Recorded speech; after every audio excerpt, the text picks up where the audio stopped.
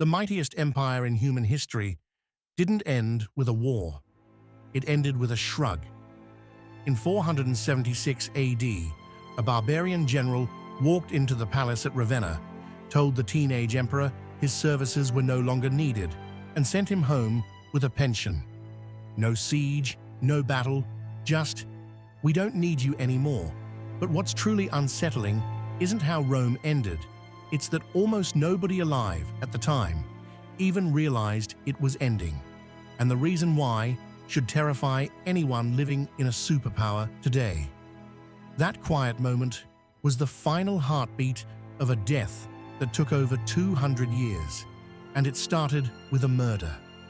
At its peak in 117 AD, Rome controlled over 5 million square kilometers, from Britain's foggy shores to the scorching deserts of Mesopotamia. 1 in 4 people on Earth lived under Roman rule. Their roads, aqueducts, and legal systems were engineering marvels that wouldn't be matched for 1,000 years. So what went wrong? How does something that massive, that deeply rooted, simply fall apart? The answer isn't a single disaster. It's a cascade of crises: military, economic, religious, and environmental, each one feeding the next like dominoes toppling across centuries. And the first domino fell when a Roman emperor was murdered by his own soldiers.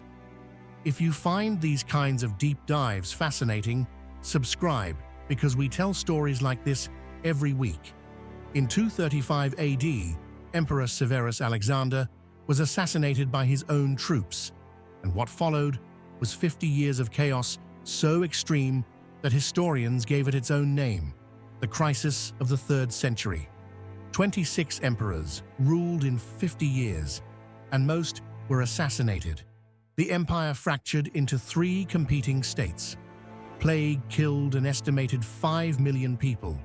Trade collapsed, cities shrank, and the currency lost 96% of its silver content.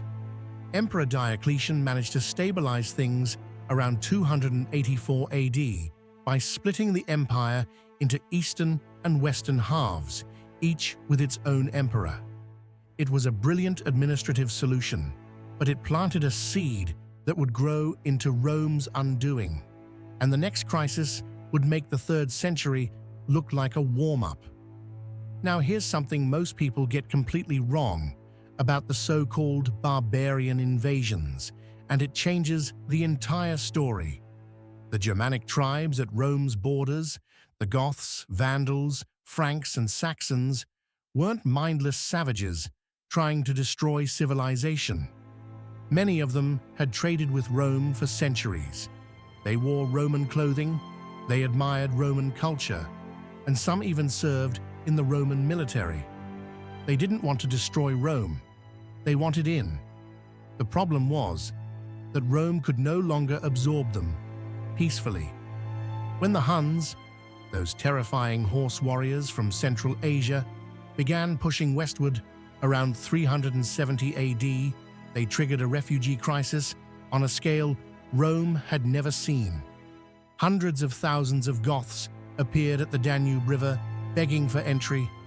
Emperor Valens let them in, but Roman officials exploited them brutally, selling them dog meat at extortionate prices and kidnapping their children into slavery. In 378 AD, the Goths had had enough. At the Battle of Adrianople, they annihilated the Roman army and killed Emperor Valens himself. It was the worst Roman military defeat in 400 years. But here's what nobody expected. The military disaster wasn't even the real threat. Something far more dangerous was already hollowing Rome out from the inside. Rome's real killer wasn't barbarians at the gates. It was bankruptcy. The empire's tax system had become a crushing burden. Small farmers, the backbone of Roman society, were being squeezed out by massive slave-run estates owned by the ultra-wealthy. Unable to pay their taxes, free citizens were literally selling themselves into serfdom. The very people Rome needed to defend itself were giving up on it. and the military budget was devouring everything. By the 5th century, Rome was spending 75% of its revenue on the army, and most of those soldiers were the same barbarian mercenaries they were supposed to be fighting. Think about that for a moment. Rome was paying its enemies to defend it from its enemies. The western half simply couldn't generate enough wealth to survive. The eastern half, with its richer provinces and better trade routes, would endure for another 1,000 years as the Byzantine Empire. But the west was bleeding out, and the final blows were about to land. The last century of Western Rome reads like a horror story told in slow motion. In 410 AD, the Visigoths under Alaric sacked Rome itself, the first time the city had fallen to a foreign enemy in 800 years. The psychological shock reverberated across the entire known world. Saint Jerome, writing from Bethlehem, said, "The city which had taken the whole world was itself taken."